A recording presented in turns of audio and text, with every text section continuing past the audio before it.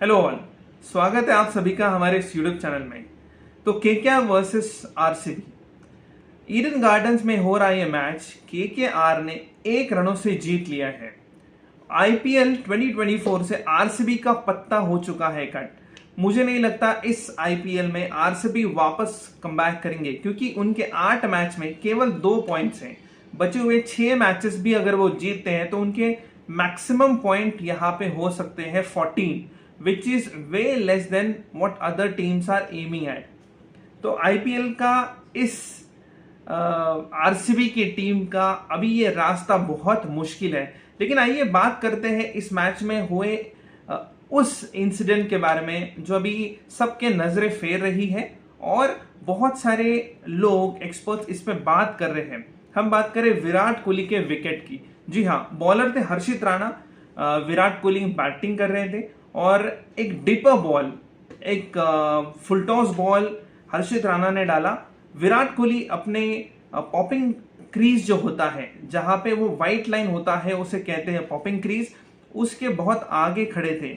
जैसे ही हर्षित राणा ने वो बॉल डाला, बॉल फुलटॉस होके विराट कोहली के बैट पे लगा। इतना हाई था कि सबको लगा कि ये अबाउ द वेस्ट है और अबाउ वेस्ट बॉल को नो बॉल दिया जाता है।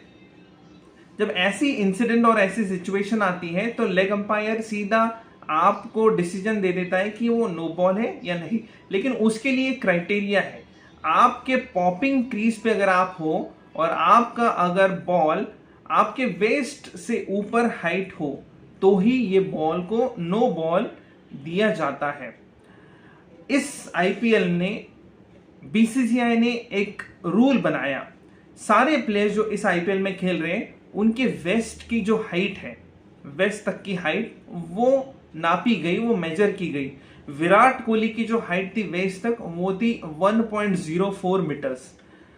जो बॉल आया वो, अगर आप विराट कोहली जहां पे बैटिंग कर रहे थे वहां तक गिनोगे तो वो उनके वेस्ट के ऊपर था। लेकिन अगर वो पॉपिंग क्रीज में होते, यानी कि जो लाइन है, वाइड लाइन है, जहां पे स्टंप के आगे की वाइट लाइन है, वहां पे अगर बैटिंग करते होते तो वो बॉल आता 0.91 मीटर्स पे, यानी कि उनके जो वेस्ट हाइट है उससे कम पे।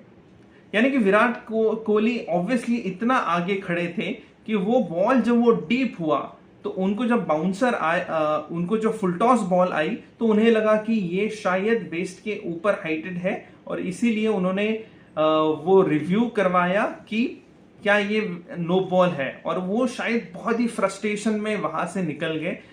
उनको लगा कि ये रिव्यू भी अगर करने के बाद भी अगर ये नो बॉल देते हैं तो ये गलत डिसीजन है। लेकिन अगर आप लीगल वे से देखें तो वो एक लीगल बॉल था, रूल के तहत वो एक लीगल बॉल था।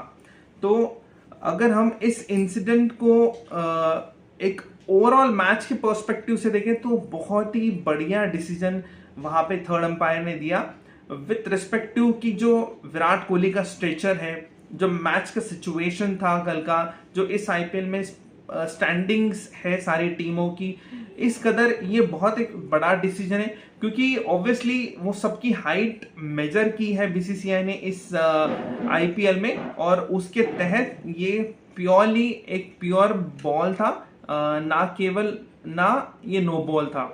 तो इस आईपीएल में विराट कोहली और आरसीबी का वापस एक ये बहुत बड़ा फेलियर है, और हो सकता है इस आईपीएल में आरसीबी वापस कमबैक ना कर पाए, क्योंकि बहुत मुश्किल है यहां से आगे विराट आरसीबी का सफर। क्योंकि 14 पॉइंट्स पे भी अगर वो जाते हैं, जो कि बहुत मुश्किल होगा 6 में से 6 मैचेस जीतना, तो यहाँ 14 पॉइंट्स में बहुत सारी टीमें जाएगी। और गिवन दैट आरसीबी के 7 अभी तक लॉसेस है, उसके तहत उनका नेट रन रेट भी सबसे कम है और वो अभी भी पॉइंट्स टेबल में 10 नंबर पे प्लेस है।